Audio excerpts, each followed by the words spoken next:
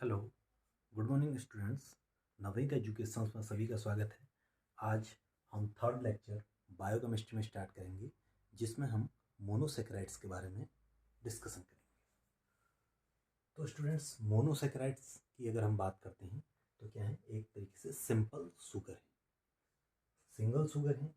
Mono means कह सकते हैं आप सिंगल यूनिट है किसकी, शुगर की। तो अगर हम इसका एग्जाम्पल बात करते हैं तो ग्लाइसरॉल्डिहाइड। सबसे पहले हम बात करते हैं ग्लाइसरॉल्डिहाइड्स की। ग्लाइसरॉल्डिहाइड्स क्या होते हैं? Glyceraldehydes are simplest monosaccharides with one asymmetric carbon atom. Glyceraldehydes क्या हैं? सिंपलेस्ट मोनोसेक्राइड्स हैं जिसमें आपका एसिमेट्रिक कार्बन आपको दिखाई देगा। It exist in two forms. ये आपके क्या रहेंगे, दो फॉर्म्स में आपको दिखाई देते हैं। अब सबसे पहले बात करते हैं हम असिमेट्रिक कार्बन एटम। तो एसिमेट्रिक कार्बन एटम क्या रहता है कि जिसके चारों, हमको पता है कि कार्बन की चार वैलेंसी होती है और चारों में क्या रहेगा, अलग अलग आपके जो चार जो उसमें जो ग्रुप्स रहेंगे वो अलग अलग डिफरेंट ग्रुप्स रहेंगे आपके। तो इसको हम क्या बोलते हैं, असिमेट्रिक कार्बन। सिमेट्री क्या होती है, जिसको हम बीच में से, अगर हम बात करते हैं सिमेट्री की, मान लो ये हमारे पास एक सर्कल है, ठीक है। तो अगर इस सर्कल को मैं बीच में से कट कर देता हूँ तो ये क्या रहेगा, सिमेट्री बनेगी। इधर भी हमको सेम मिलेगा, इधर भी हमको सेम मिलेगा। तो इस तरीके से अगर इस कार्बन को बीच में से मैं कट कर देता हूँ तो मुझे वहाँ अलग एटम, वहाँ अलग ग्रुप मिलेंगे, वहाँ अलग ग्रुप मिलेंगे। तो इसका मतलब ये क्या है, आपका असिमेट्री है। अगर हम सिमेट्री की बात करेंगे तो क्या हो सकता है, इस तरीके से मान लो ये एच है, ये एच है, ठीक। ये आपका CH2, ये आपका CH2। तो यहाँ पर अगर हम इसको कट करते हैं तो ये हम इस तरीके से कट करते हैं इसको, तो हमको क्या मिलेगा, उधर भी CH2 उधर भी, तो वो हमारा सिमेट्रिक रहेगा। असिमेट्रिक क्या रहेगा, जिसके डिफरेंट आपके क्या रहेंगे, अलग अलग आपके जो ग्रुप्स अटैच रहेंगे कार्बन से, वो हम असिमेट्रिक। तो वही चीज़ बोला गया है कि आपका जो ग्लाइसरॉल्डिहाइड वो मोनोसेकेराइड्स है with one asymmetric carbon atom. It exist in two forms. ये मेनली दो फॉर्म्स में हमारे पास क्या आता है, हमको मिलता है, एग्जिस्ट करता है। तो सबसे पहले एक फॉर्म होती है डी और दूसरा फॉर्म होता है एल।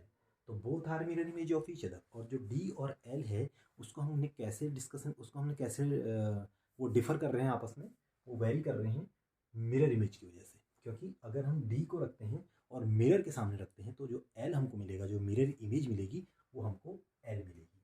तो both are mirror image of each other, special arrangement of H. अब हमको पता होना चाहिए कि जो हमारा मिरर इमेज क्या होते हैं। तो जो डी और एल है मिरर इमेज में कैसे दिखाई देंगे, special arrangement of H and O H group. H और ओ एच ग्रुप का जो अरेंजमेंट होगा ऑन द कार्बन एटम, अगर हम कार्बन एटम की बात करते हैं, that is adjacent to the terminal primary alcohol. जो आपका जो टर्मिनल, जो एंड पॉइंट पे आपका अल्कोहल लगा है, और कौन सा अल्कोहल है, प्राइमरी, उसके एडजेसेंट में जो कार्बन है उसमें जो OH और H जो उसमें आपको दिख रहे हैं अटैच्ड हैं, वो अटैचमेंट क्या हो जाएगा, उसमें थोड़ा वेरिएशन आ जाएगा आपकी मिरर इमेज में। जो लेफ्ट में होगा वो राइट में आ जाएगा, जो राइट में होगा वो लेफ्ट में आ जाएगा। तो carbon atom determine whether sugar is D और एल। तो उससे हम बताते हैं कि शुगर आपका डी है या शुगर आपका एल है। तो if OH on right side, अगर OH आपको राइट साइड में मिलता है, ये राइट साइड में आप देख सकते हैं, तो उसको हम बोलते हैं डी सीरीज। और अगर आपका OH लेफ्ट साइड में मिलता है इस तरीके से, तो उसको बोलते हैं हम एल ग्लाइसरॉल्डिहाइड, ठीक है। उसी तरीके से अगर हम बात करते हैं ग्लूकोज की, तो ग्लूकोज का जो मिरर इमेज होगी, जैसे डी ग्लूकोज है, और डी ग्लूकोज की जो आपको मिरर इमेज दिखाई देगी वो इस तरीके से दिखाई देगी, ठीक है। जो लेफ्ट में रहेगा वो राइट में दिखाई देगा, और जो राइट में रहेगा वो आपको लेफ्ट में दिखाई देगा। तो यही आपको इसी तरीके से हम इसको डी और एल में क्या करते हैं, डिस्टिंग्विश करते हैं।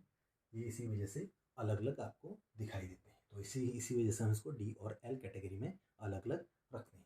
तो हमारे पास ग्लाइसरॉल्डिहाइड्स में दो हमने फॉर्म्स पढ़ी, डी और एल। तो आगे बढ़ते हैं। Now we will start optical activity. Optical activity of sugar. तो स्टूडेंट, सबसे पहले बात करते हैं हम कि ऑप्टिकल एक्टिविटी क्या होती है, ठीक।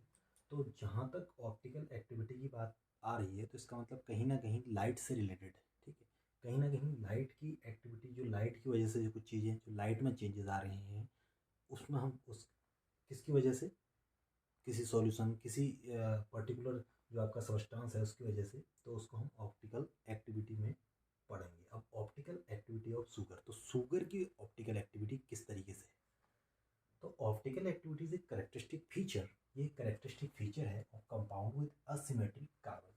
तो मैं इस चीज़ को हम पहले डिस्कस कर चुके हैं इसके बारे में कि सिमेट्रिक और असिमेट्रिक क्या होता है। तो फिर से एक बार बताते हैं, सिमेट्रिक क्या होते हैं, अगर हम किसी भी पार्ट को टू हाफ्स में कट करते हैं तो वो मेनली देखा जाए तो सेम दिखाई देंगे दोनों साइड में। अगर दोनों हम उसको क्या करते हैं बीच में से कट करते हैं तो उसको हम सिमेट्रिक। और असिमेट्रिक क्या होता है कि अगर हम उसको टू हाफ्स में बीच में से कट करेंगे तो जो टू हाफ्स हमको अलग अलग मिलेंगे वो डिफरेंट रहेंगे, ठीक है।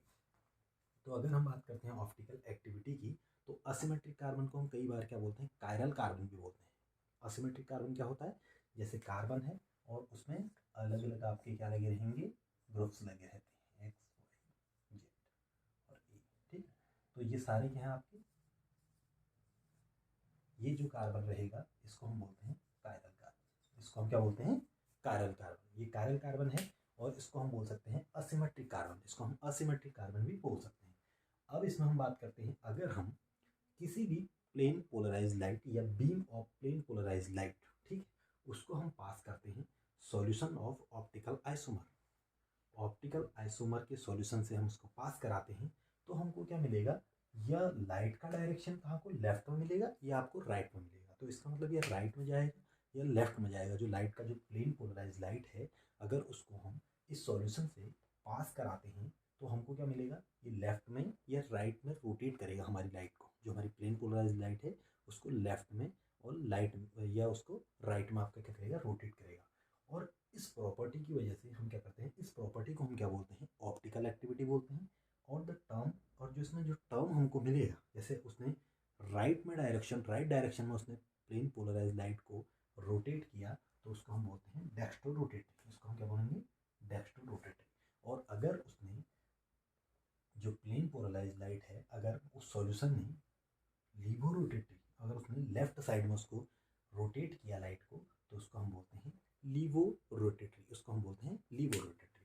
तो मेनली हमारे पास जो ऑप्टिकल एक्टिविटी शुगर की रहेगी वो डेक्स्ट्रो रोटेटरी, लीवो रोटेटरी, इस तरीके से देखते हैं कि वो प्लेन पोलराइज लाइट को किस डायरेक्शन में क्या करेगा, रोटेट करेगा, ठीक। अब बात करते हैं हम रासायनिक मिक्सचर, क्योंकि इसी से ये जुड़ा हुआ है, इसी से कहीं ना कहीं इंटरलिंक्ड है कि रासायनिक मिक्सचर क्या होते हैं। रासायनिक मिक्सचर ऐसे होते हैं इफ डी और L isomers are present in equal concentration. अगर आपका डी और एल आइसोमर्स मीन्स अगर जो डेक्स्ट्रोरोटेट जो आपका left side sorry right side में रोटेट कर रहा है लाइट को, और जो लेफ्ट साइड में रोटेट कर रहा है उस उन सॉल्यूशन का कंसंट्रेशन बराबर हो, उन सॉल्यूशन के कंसंट्रेशन बराबर हो, उन आइसोमर्स का are present in equal concentration, वो बराबर कंसंट्रेशन में प्रेजेंट है, इट इज नोन एज रासायनिक मिक्सचर। उसको हम क्या बोलते हैं, रासायनिक मिक्सचर। मीन्स अगर किसी भी सॉल्यूशन या किसी भी आपका जिसमें आपको ऑप्टिकल एक्टिविटी चेक करना है, उसमें डी और एल दोनों बराबर कंसंट्रेशन में प्रेजेंट हो, ठीक है। अगर उनकी कंसंट्रेशन बराबर रहती है तो कहीं ना कहीं उसको हम क्या बोलते हैं, रासायनिक मिक्सचर। और जो रासायनिक मिक्सचर होते हैं ये कभी भी आपको ऑप्टिकल एक्टिविटी नहीं शो करेगा। मतलब इसमें कभी आपको ऐसा नहीं दिखाई देगा कि वो रोटेट कर रहा है लेफ्ट साइड में या वो रोटेट करेगा राइट डायरेक्शन में, क्योंकि ये क्या है, क्योंकि दोनों जो कंसंट्रेशन है वो बराबर अमाउंट में है। और जब दोनों कंसंट्रेशन बराबर अमाउंट में है तो एक दूसरे को कैंसिल आउट कर देंगे, जो रोटेशन होगा कैंसिल आउट हो जाएगा। और एक तरीके से कहीं भी लाइट का डायरेक्शन रोटेट नहीं होगा, लाइट किसी भी डायरेक्शन में रोटेट नहीं होगी, ना लेफ्ट में और ना राइट में। तो इसको हम क्या बोलते हैं, रासायनिक मिक्सचर। इन मेडिकल अगर हम बात करते हैं, मेनली हम फार्मेसी में बात करते हैं, फार्मास्यूटिकल बैकग्राउंड से में बात करते हैं कि हमारे पास जो ग्लूकोज है उसको हम कई बार डेक्सट्रोज भी यूज़ करते हैं, क्योंकि जो ग्लूकोज होता है वो कहीं ना कहीं जो ग्लूकोज अगर हम सॉल्यूशन में देखते हैं उसको, तो कहीं ना कहीं लाइट को क्या करता है, आपका राइट डायरेक्शन में रोटेट करता है। तो इसलिए इसको हम क्या बोलते हैं, डेक्स्ट्रो रोटेटरी नेचर बोलते हैं ग्लूकोज का, और कई बार हम ग्लूकोज को डेक्स्ट्रोज भी बोलते हैं। तो आगे बढ़ते हैं फ्रेंड्स। ओके स्टूडेंट्स, अब हम बात करते हैं एपिमर्स की, कि एपिमर्स क्या होते हैं, ठीक। तो इफ टू मोनोसैकेराइड्स, अगर दो मोनोसैकेराइड्स हम लेते हैं, डिफर फ्रॉम ईच अदर, एक दूसरे से अलग अलग हैं in their configuration around single specific carbon, कोई भी जो आपका एक सिंगल कार्बन ले लिया हमने, उसके अराउंड अगर उसका जो एच और ओ एच का जो अरेंजमेंट अगर बात करते हैं, जो कॉन्फ़िगरेशन है वो क्या रहेगा, डिफर कर रहा है, तो कहीं ना कहीं उसको हम एपीमर बोलते हैं। They are referred as epimers, उनको हम क्या बोलते हैं, एपीमर्स बोलते हैं। अब एपीमर्स को समझने के लिए हम एग्जाम्पल देखते हैं कि कौन कौन, क्योंकि एग्जाम्पल से और चीज़ें हमको क्लियर हो जाएगी कि एपीमर्स होते क्या हैं। तो अगर बात करते हैं एग्जाम्पल में ग्लूकोज और गैलेक्टोज, अगर हम ग्लूकोज और गैलेक्टोज को देखते हैं, ग्लूकोज गैलेक्टोज दोनों शुगर हैं, आर एपीमर्स, ये दोनों एपीमर हैं with regards to carbon 4। Mainly हम जो स्पेसिफिक कार्बन की बात कर रहे हैं वो कार्बन कौन सा है, 4, C4। अब यहाँ पर हम स्ट्रक्चर में देखेंगे डी गैलेक्टोज और डी ग्लूकोज। अब आपका गैलेक्टोज में आप देख सकते हैं जो आपका कार्बन नंबर जो मेनली क्या रहेगा, 4 कार्बन नंबर रहेगा, उसमें हमारा सॉरी, जो अगर हम बात करते हैं ग्लूकोज और गैलेक्टोज की, तो ग्लूकोज और गैलेक्टोज की बात करते हैं तो यहाँ पर आप देख सकते हैं जो कार्बन नंबर क्या रहेगा, 4, 1 2 3 4, 4 कार्बन नंबर मेनली जो हमारे पास रहता है, उस कार्बन पे क्या हो रहा है, हमारा चेंजेस मिल रहे हैं हमको, ठीक है। हमारा जो कार्बन नंबर है उस पर हमको क्या मिल रहे हैं, चेंजेस मिल रहे हैं। अब चेंजेस कैसे मिल रहे हैं आप देख सकते हैं, यहाँ पर आपका OH और H का अरेंजमेंट देख रहे हैं, और यहाँ पर अगर बात करते हैं ग्लूकोज में, तो यहाँ पर OH और H का अरेंजमेंट देखो अलग अलग है, दोनों में क्या कर रहा है, डिफर कर रहा है। H यहाँ पर है, यहाँ पर OH है, और यहाँ पर OH है, और यहाँ पर H है। तो मीन्स क्या है, ये दोनों आपस में क्या है, एपीमर हैं, ये दोनों एक दूसरे से क्या है, एपीमर हैं। ये डी गैलेक्टोज है और ये डी ग्लूकोज है। ये कब हो रहा है, जब 4th नंबर के कार्बन पे बदलाव आ रहा है, जब 4th नंबर के कार्बन में चेंजेस आ रहा है, जो उसमें अरेंजमेंट हो रहा है, जो उसका कॉन्फ़िगरेशन है H और OH का, वो क्या कर रहा है, डिफर वेरी कर रहा है, ठीक। अब बात करते हैं हम दूसरा ग्लूकोज और मैनोज, ये भी दोनों शुगर हैं, और इसका जो एपीमर्स है ये किस वजह से हो रहा है, कार्बन 2 पे। अब यहाँ पर हम कार्बन 2 देखते हैं, कार्बन 1 और कार्बन 2, और कार्बन 2 पे हम देखेंगे, इसके रेस्पेक्ट में बात करेंगे हम, ये ग्लूकोज है और मैनोज, ग्लूकोज और मैनोज। तो कार्बन सेकंड में क्या हो रहा है देख सकते हैं, OH, यहाँ OH और OH यहाँ पर OH और OH यहाँ पर, मीन्स क्या है, इसमें चेंजेस आ रहे हैं, और सारे अरेंजमेंट क्या रहेंगे, देखो सेम रहेंगे, और अरेंजमेंट में कहीं चेंजेस नहीं आ रहा। जिस तरीके से यहाँ कोई चेंज नहीं आ रहा है, उस तरीके से इधर भी और कहीं अरेंजमेंट में चेंजेस नहीं आ सकता है। OH यहाँ पर भी है, H यहाँ पर है, H OH OH H CH2OH, ठीक है। तो मेनली जो जो इनके बीच में, मैनोज और ग्लूकोज के बीच में जो चेंजेस आ रहे हैं, वो कहाँ पर आ रहे हैं, आपके कार्बन नंबर 2 में। तो ये एक दूसरे के क्या है, एपीमर हैं, और ये एक दूसरे के एपीमर हैं। अब ये एपीमर जो है ये क्या रहेगा, interconversion of epimers, interconversion of epimers. Example glucose to galactose, glucose से गैलेक्टोज में जो चेंज हो रहा है, और या मैनोज टू ग्लूकोज देख सकते हैं हम, इज नोन एज एपीमराइजेशन। इस प्रोसेस को हम बोलते हैं epimerization. And group of enzymes namely epimerases catalyses the reaction, और नेमली इसको हम क्या बोलते हैं, जो एंजाइम इसमें हमारे पास रहता है एपीमरेज, इसको एंजाइम होता है जो कैटलाइज करता है रिएक्शन को, रिएक्शन को क्या करेगा, कैटलाइज करेगा। Epimerase is an enzyme which will catalyse the reaction, जो कैटलाइज करेगा रिएक्शन को, और the process is known as epimerization. जब एपीमर्स आपको दिखाई दे रहे हैं और जो इंटर कन्वर्जन जो प्रोसेस हो रही है, इस प्रोसेस को आप बोलते हैं epimerization. And the enzyme which will use in this epimerization reaction, या हम बोल सकते हैं जो एपीमराइजेशन रिएक्शन के दौरान जिसको कैटलाइज करता है, जो उसके रेट को बढ़ाता है, उसको हम बोलते हैं एपीमरेज, उस एंजाइम को हम बोलते हैं एपीमरेज, ठीक है। तो आगे बढ़ते हैं फ्रेंड्स, तो स्टूडेंट्स आगे बढ़ते हैं इनएंशोमर्स के बारे में। इनएंशोमर्स क्या होते हैं, इनएंशोमर्स आर मिरर इमेज, ये भी क्या होते हैं, मिरर इमेज हैं, और इसमें क्या रहेगा, other each other the two members are designated as D और एल, और इसमें भी जो हमारा मिरर इमेज जो रहेगा, उसमें जो 2 अलग अलग जो मिरर इमेज रहेंगी, एक को हम डी बोलेंगे और एक को हम एल बोलेंगे। तो इसमें हमारे पास जैसे ग्लूकोज का हम स्ट्रक्चर देख सकते हैं, ये आपका अगर हम देखते हैं, ये एक तरीके से क्या रहेगा, मिरर इमेज रहेगा, ये रहेगा इसका मिरर इमेज, ठीक है। तो जो लेफ्ट में रहेंगे वो चीज़ें राइट में आपको दिखाई देंगी, और जो राइट में रहेगा वो आपको लेफ्ट में दिखाई देंगी। यहाँ पर आप देख सकते हैं किस तरीके से आपका O ग्रुप इधर दिखाई दे रहा है आपको, जो ये एल्डिहाइड ग्रुप है मेनली, ठीक। OH है आपका, यहाँ OH, इधर है OH, उसके बाद यहाँ पर आपका हाइड्रोजन और यहाँ पर आपका OH, OH hydrogen, OH hydrogen, H and आपका H, ठीक है। यहाँ पर दोनों जगह पे आपको, क्योंकि यहाँ पर क्या है CH2OH, CH2OH क्या है प्राइमरी अल्कोहल। तो मेनली आपका देखा जाता है जो इनैंशियोमर्स हैं वो क्या है, एक तरीके से मिरर इमेज है। और स्टूडेंट्स एक चीज़ और है, जो हमारे पास जो शुगर प्रेजेंट रहती है हमारे पास, जो मेनली जितने भी मैक्सिमम जो मेजोरिटी एनिमल्स है उसमें जो शुगर प्रेजेंट रहती है वो मेनली क्या रहती है, D type of sugar. D type of sugar जो रहेगी वो मेनली क्या रहेगा, मेजोरिटी ऑफ एनिमल्स में आपको मिलेगी।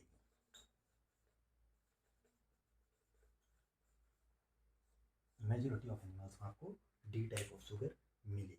तो इनैंशियोमर्स क्या है, एक तरीके से मिरर इमेज है एक दूसरे के, ठीक है। आगे बढ़ते हैं। ओके स्टूडेंट, स्टार्ट करते हैं स्ट्रक्चर ऑफ ग्लूकोज। तो स्ट्रक्चर ऑफ ग्लूकोज अगर हम बात करेंगे तो मेनली इसमें हमारे पास क्या रहता है, formation of hemiacetals and hemiketals. Hemiacetals और हेमी कीटल्स क्या होते हैं, तो प्रोड्यूस्ड वन एल्डिहाइड, ये कब बनते हैं आपके, वन एल्डिहाइड और कीटोन। जो एल्डिहाइड और जो कीटोन ग्रुप आपके ग्लूकोज में प्रेजेंट हैं वो क्या करते हैं, रिएक्ट करते हैं एल्कोहल के साथ, मतलब अपने ही एल्कोहल के साथ, जो अपना उसमें ग्रुप जो आपका आपने C6H12 जो रहेगा, C6H12O6 जो आपने वो देखा था, मेनली हमारे पास ग्लूकोज का स्ट्रक्चर देखा था, लीनियर जो चेन में देखा था, तो उसमें क्या रहता है, जो एल्डिहाइड और जो कीटोन वो क्या रहता है, जो आपका प्राइमरी अल्कोहल होता है उससे रिएक्ट कर जाता है। तो अगर हम एल्डिहाइड की बात करते हैं और एल्कोहल की बात करते हैं, ये दोनों आपस में क्या कर जाते हैं, रिएक्ट कर देते हैं उस ग्रुप में, ठीक है, उस स्ट्रक्चर में, और हेमी एसिटल आपका प्रोडक्ट मिलता है, और हेमी एसिटल आपको मिलता है। और कीटोन और अल्कोहल अगर आप ऐड वो रिएक्शन कर जाएंगे तो आपका हेमी कीटल मिलेगा आपको, ठीक है। तो मेनली हमारे पास हेमी कीटल और हेमी एसिटल जो जो ग्लूकोज का मॉलिक्यूल है उसमें जो टर्मिनल पोजीशन पे लगे रहते हैं वो अपने आप में क्या कर जाते हैं, रिएक्शन कर लेते हैं, बॉन्डिंग बना लेते हैं, जिसको हेमी कीटल और हेमी एसिटल हम बोलते हैं।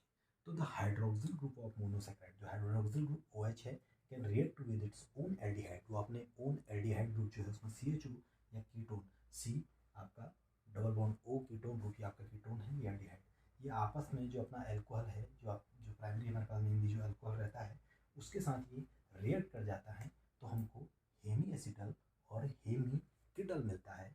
These aldehyde group of glucose at C1 and C5 react, जो C5 जो कार्बन 5 और कार्बन 1 पे जो रिएक्शन होती है टू फॉर्म, ये कार्बन और कार्बन 5 पे रिएक्शन होगी and to form two type of cyclic hemiacetal, namely आपका अल्फा और बीटा। तो मेनली यहाँ पर तभी हमको क्या स्ट्रक्चर मिलता है, इस तरीके का ग्लूकोज का स्ट्रक्चर कभी देखना इस तरीके से आपको मिलता है, ठीक है, इस तरीके से मिलता है, या आपको पेंटोज जो आपका रहेगा इस तरीके से आपको मिलेगा, क्योंकि ये रिएक्शन क्या होगी, जो टर्मिनल पोजीशन वो होगी, और टर्मिनल पोजीशन पे होने के बाद एक हमको साइक्लिक स्ट्रक्चर मिलता है, क्या मिलता है हमको, साइक्लिक स्ट्रक्चर, जिसको हम हेमी एसिटल और हेमी कीटल भी बोलते हैं। तो अल्फा बीटा मिलेगा एंड सोन बाय, और जो ये मेनली जो स्ट्रक्चर होता है ये मेनली आप हैवर्थ और फिस्चर प्रोजेक्शन देता है हमको, मेनली हैवर्थ स्ट्रक्चर और फिस्चर प्रोजेक्शन हमको दिखाई देता है इसमें, ठीक है। तो इसको हम आगे डिस्कस करेंगे कि हैवर्थ प्रोजेक्शन और फिस्चर प्रोजेक्शन क्या होता है, किस तरीके से आप हमारा हेमी एसिटल और हेमी कीटल किस तरीके से आपस में बॉन्डिंग बना के एक साइक्लिक स्ट्रक्चर हमको मिलता है। तो स्टूडेंट्स आज के लिए हम इतना ही डिस्कस करेंगे आज, और अगली जो हमारा नेक्स्ट लेक्चर रहेगा उसमें हम यहाँ से आगे कंटिन्यू करेंगे, और मेनली फिस्चर प्रोजेक्शन और हमारे पास हैवर्थ प्रोजेक्शंस के बारे में हम पढ़ेंगे।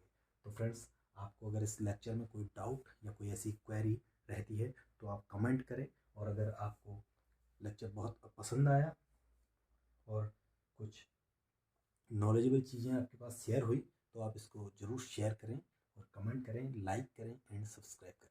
तो ठीक है फ्रेंड्स, नेक्स्ट लेक्चर में मिलते हैं। Okay, thank you.